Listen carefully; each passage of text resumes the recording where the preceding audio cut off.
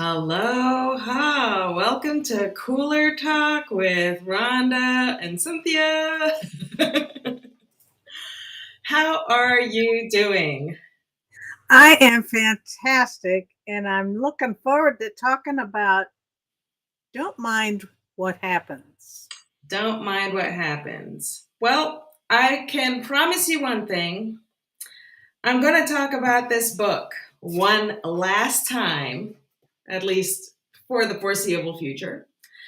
I finished it a couple weeks back. This is Eckhart Tolle's A New Earth, Awakening to Your Life's Purpose. I do not get paid for for promoting him, but I just felt like this book was loaded with so much inspiration. And it just lifted my spirits because I felt like there was just so much clarity. And one of those bits of clarity was mentioned in this book on page 198. And he talks about the great Indian philosopher. I'm kind of reading a little bit quickly here.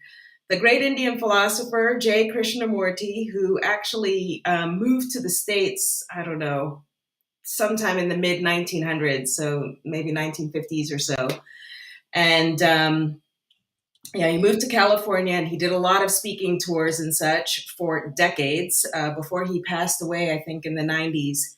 And he asked one time at one of his talks in the later part of his life, he surprised his audience by asking, "Do you want to know my secret?" Everyone became very alert. Many people in the audience had been coming to listen to him for 20 or 30 years and still failed to grasp the essence of his teaching. Finally, after all these years, the master would give them the key to understanding. "This is my secret," he said. "I don't mind what happens." And when I read that, I also became very alert. I was like, I want to know in a nutshell, like, what is the secret to this guy? I mean, he's just, I know J. Krishnamurti, or I don't know him, but I know his works. And the guy is chill. He just has like a clarity, a piercing clarity of truth. And without being religious, but really just the piercing clarity of truth. And there's like a calm with him. And when I read that, I was like, oh my God, every word resonates with me. And that sentence, I carried it around for a couple of weeks. And there would be times where I would be triggered, or there would be times when I would be shocked by something. And and the phrase just kept replaying itself in my mind, and I realized, like, oh, actually, he's not talking about not caring. This isn't a matter of, if you see an injustice happening and you're witnessing some atrocity, not caring about what's happening. It's really about not allowing your thoughts to run away with the moment. And that was really clarifying for me because I work in a work. I do the kind of work that's very deadline oriented. Personalities tend to flare, and it helped me not get swept away. Just to Wow. just to use this, I don't mind what happens. That I realize, oh, I don't need to get swept away with somebody else's emotions and somebody else who's flying off the handle because he's feeling the pressure of this deadline or this deal. And so I wanted to share that with you because I think y'all, the viewers, because I think that it can maybe help you. And so that's one of the things I wanted to share. It, I love that, and I need to take the time to read that book. I haven't finished. I haven't finished my Reading the list. one right. Um, that takes a lot of heat off your shoulders, and Yeah. kind of mellow things out. Yeah. It's just about, but and I'm sitting here thinking everybody is having their own experience and response to Yeah. situations, um without resistance, and just allow people to feel and need and do what they need to do, um Yeah. to because um all of that energy is working for the good in the long Yeah. run, I think. Hmm. Until we resist it, right? And then when we resist it, we're doing ourselves harm. And Oh my gosh, yes. and I'm the kind of person, especially in the kind of environments that I work in, where we're meeting these deadlines, and there's a room full of people whose careers are kind of in the balance, so they're feeling a lot of pressure to win Mhm. this or to make this happen, and sometimes they really do behave very inappropriate, like, let's say, like children. Like Of children who course. have a tantrum, right? But I've always been the kind of person, like, when somebody flares up, or when I see them, like, maybe yelling at somebody else or one of their peers, or an argument, I get a very emotionally caught up in that intensity, It's very easy to do.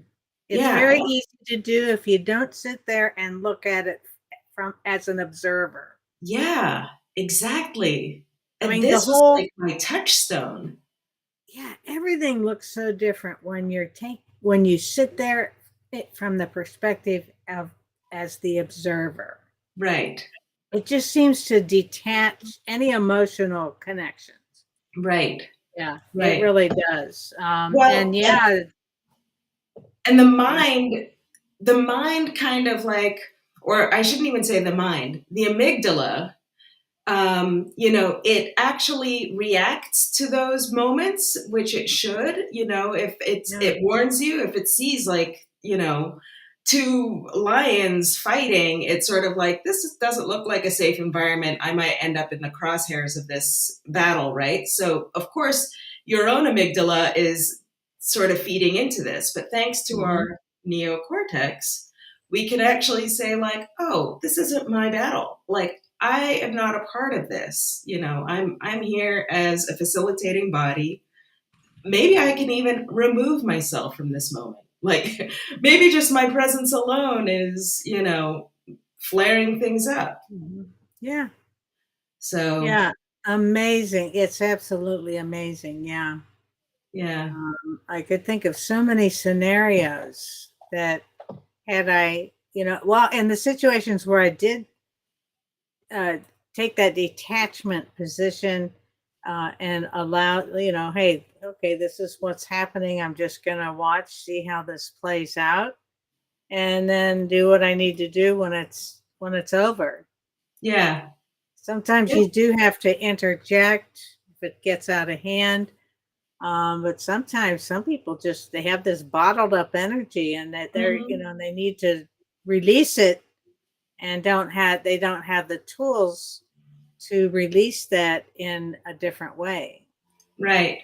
And Yeah. I don't have to take on, say, the job or the responsibility to try to understand what that person's going through, Right. or even, like, create a story or a scenario, like, oh, he's going through a divorce, he's experiencing lots of stress. Like, all of that is irrelevant, and it's not part of your experience anyway. It's just kind of like the mind chatter that, just kind of muddies, like, all of the moment, and it takes you out of the moment. And so Mhm. this was a very useful, yeah, touchstone to keep me in the moment, or to help me stay in alignment with the moment without getting tangled in it. Excellent. Yeah. Yeah. So I'm Yeah. glad that I had the chance to share that with you. And I see Cynthia also shared, be a cloud and drop a light rain of peace over the stress of others. Yes. Or be a Yeah. cloud and just move on, right? Yeah. Like the job is just to be a cloud. Right. Yeah. Yeah. Oh yeah, I feel peaceful just thinking about this. It's it's it's been so helpful. And I think now that we're like headed into spring, everybody's excited and I've got lots of projects that are crossing my desk, which also comes with, some of my stressed out clients. Well, sure. So Yeah. this has been very helpful. It came in the nick of time. Yeah, I'll say. Yeah. I mean, if we look in retrospect, and I don't like to look at the past or dwell on it because it's over and done with, but we can use it for today's perspective. Hmm. And I think about all the things that over the past many years, the things I got stressed out over. And now, that I'm on the other side, it's like that I didn't need to stress out. But Hmm. you only know what you know at the Right. time. Right. For sure. Yeah. And Cynthia said, I like the cloud just floating away. I love that. And Yeah, and clouds are very peaceful. they You are. know, they're so, out where Cynthia lives, out west, they're beautiful. They're big and fluffy and beautiful. Yeah. And, And and they they don't mind what happens either. no, They they just, don't. They don't mind at all. They just do their thing.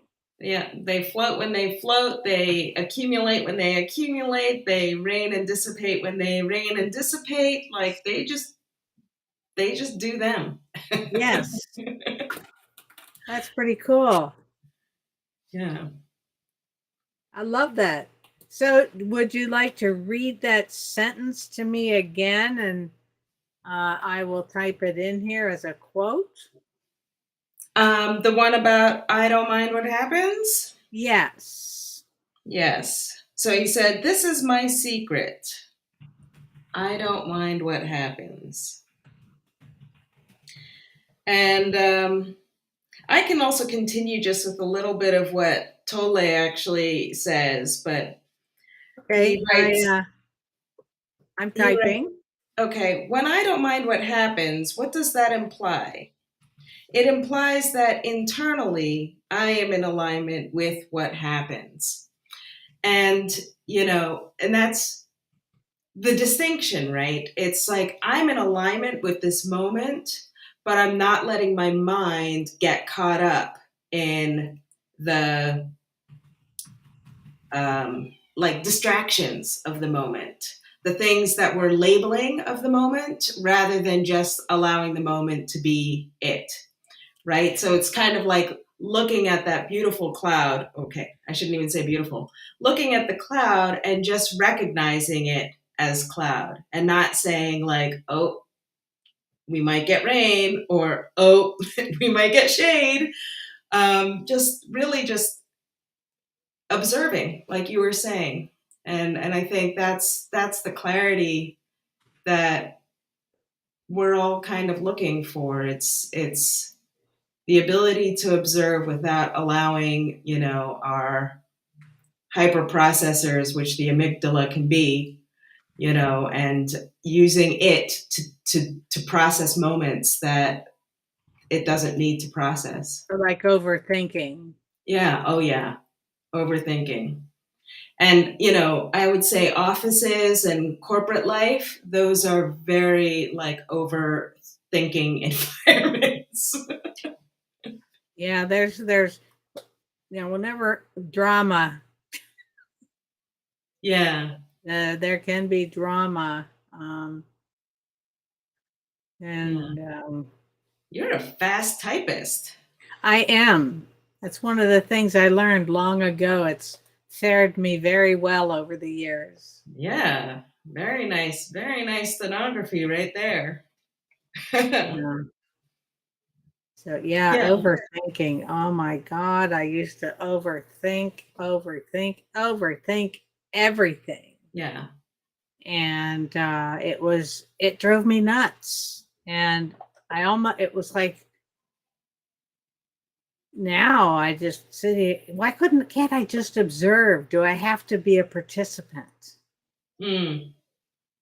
That's a good. That's a very aware question. Yeah, yeah. I have to. Yeah, I think you can even. That is something like worth just observing. You know, do I have to be a participant? Can I just observe? That's a really great question. That might be my next touchstone. So, oh, Cece, I got caught into someone's storm yesterday. We'll keep the statement close in mind. Oh, yeah. Oh, gee. Yeah, Yeah. yeah. Write it on a post-it note, stick it up on your.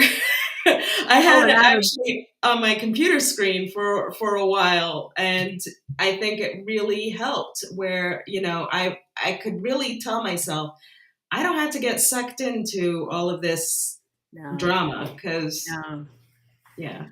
Well, Cynthia, would you like to join in our conversation with us live and talk about that a little? Or would you prefer to stay in the chat? Okay. Well, while you contemplate, Yeah. we'll we'll have you, yeah, contemplate. Let us know. Um, and I'll read another thing that Eckert says about it. And you just said this, Rhonda, actually. To be in alignment with what is means to be in a relationship of inner non resistance with what happens. And I did really appreciate and hear you when you mentioned not being in resistance with the moment, because that's really what our own individual conflicts are, right? That the rain cloud um, doesn't have a problem with raining or being fluffy or big or small, Yeah. Yeah. Yeah. So Okay, so she said she will be happy to participate by voice only. I think Let me see. you should be able to disable your camera before you get on. I think so. I'm going to give you a link here, Cynthia, and it should show you how. Um, and because Mm. I'd love to hear what you're Yeah. having to I'm say. wondering if maybe you should send that to her privately. If you can maybe delete this, send it to her privately because, you know, all of Oh, our millions of fans might join us in the future. oh, I see. Yeah, well, let's see. I don't Oh, think. okay. I just hit it. Um, Did you? yeah. Or I hit it from us anyway. I don't. Okay, let's see. Cynthia. I don't know how to contact her privately. Anyway, please keep talking and I'll figure this out. Oh no. Okay. Are you sure y'all want me to keep talking? Because I Yeah. can go on this about this all day. Yeah. But Well, I love the way you're presenting it, summarizing it, and I love your thought process. So, yeah, please oh, thanks. continue. And I'll see Thanks. if I can. Cynthia took a picture. Okay. Oh, cool. Yeah. Um, yeah, so one thing that I also think it's helped me to do, and this follows up with a previous week's topic. I can't remember what it was called, but I think it's also helped me with manifesting clarity in my relationships. And by clarity, I really mean like more harmony and or being able to sort of like work out discord without things getting overly discordant. And by that, I think one of the things that I don't mind what happens has done is that it has lowered the stakes about how I feel in that relationship and how I feel about interacting with that person in that relationship. And because I've lowered the stakes, I can be a lot more clear and honest without being, without pointing fingers, without sort of saying, well, you do things this way and I don't like it that way, or I want to do things this way. And really just trying to sort of say, like, well, this is my boundary. This is where I stand. It's not personal. It's just, this is the thing. And not minding what happens, really kind of like adding to like the story and the drama of our relationship has, like I said, lowered the stakes, and lowered the things that I think we do because we're afraid of maybe losing a sense of ourself, or feeling like we're losing our power over ourselves in our relationships. So we'll say things that are hurtful to the other person in order to tell them to back off, rather than just saying back off in a gentle, better way than saying something like, you smell, get out, right? So it's really funny, but it's kind of like tempered my emotional reaction mind, and kind of helped me, I think, actually probably be more heart-led in my interactions with people. Just not minding what happens and not fretting about, let's say, the consequences of my word, and just being true to my word. And there's a small distinction, but one is really about like not minding about like, well, if I say this, she might have her feelings hurt, and rather just sort of being gently truthful. Mm-hmm. Yeah, it's kind of hard to explain, but I think a lot of what makes it easier for me is just sort of understanding that there's a difference between being, oh, actually, somebody said this to me, gosh, nearly 20 years ago or so, that the difference between a reaction and a response is 10 seconds. Mm-hmm. And, a lot of times, especially when things are emotionally charged, especially in relationships, even professional relationships, those have an emotional charge as well. Mm-hmm. It's allowed me to just enter those 10 seconds, and just to really kind of like feel the completeness of the stillness of those 10 seconds. And sometimes I've even surprised myself with my response. But even with that surprise, I felt very secure with my position.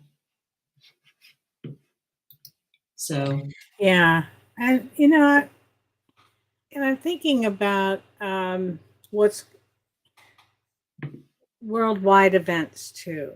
Um, there is a lot going on out in the world right now, and it can very easily cause and create high anxiety mm-hmm. because of you can't control it. Yeah. Um, and taking that position of observer puts a whole different perspective on it. And then you can just observe and it makes me think of the old serenity prayer. God grant Yeah. me the serenity to accept the things I cannot change, courage to change the things I can, Mm, and the wisdom to to know know. the difference.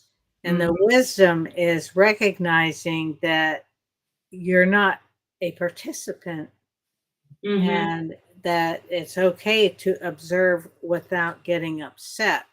Yeah. Because that sense of powerlessness is just an awful feeling. Um, and sitting back and just not we mind what happens. We don't like what we see, but it is what it is. Mm-hmm. So I just count my blessings. Yeah. I Yeah. count my blessings that I'm not in that situation.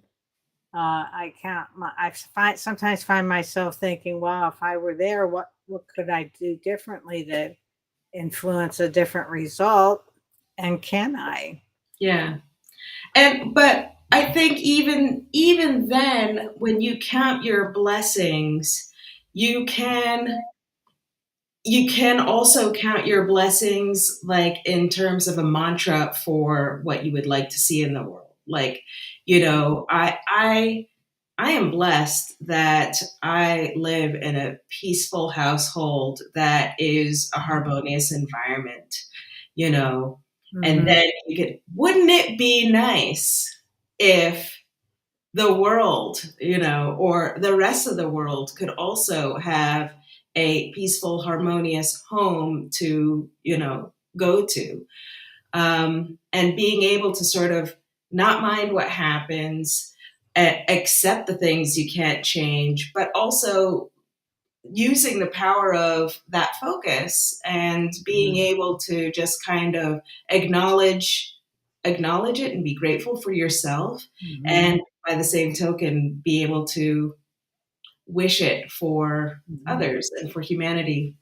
Yeah, yeah. I think that's very powerful. It is very powerful. Um, and I'm also thinking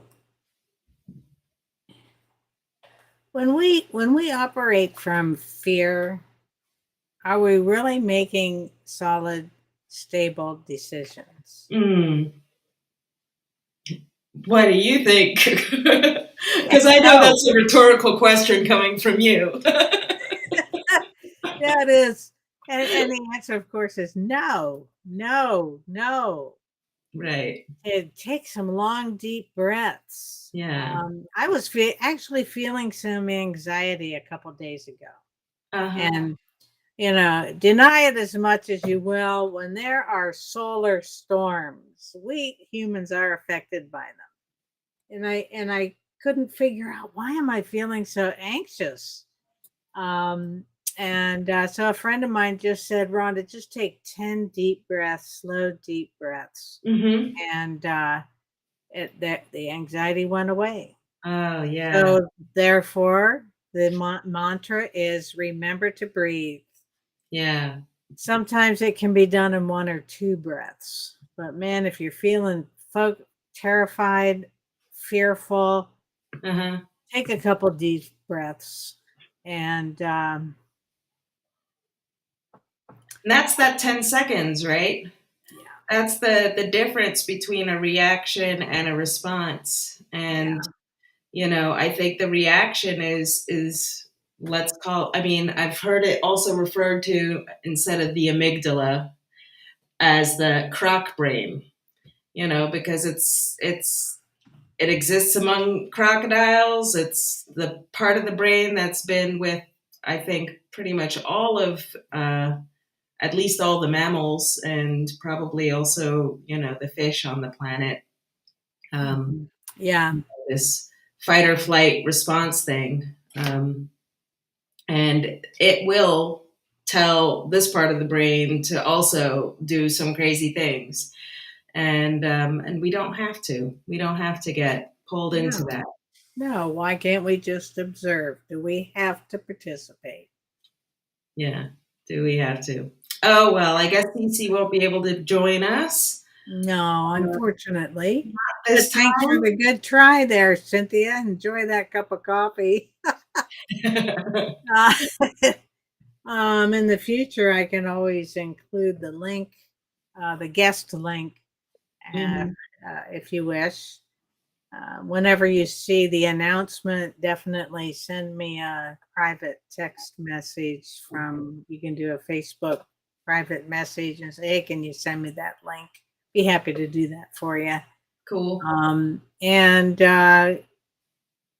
it's always best to join us when you're invited, of course.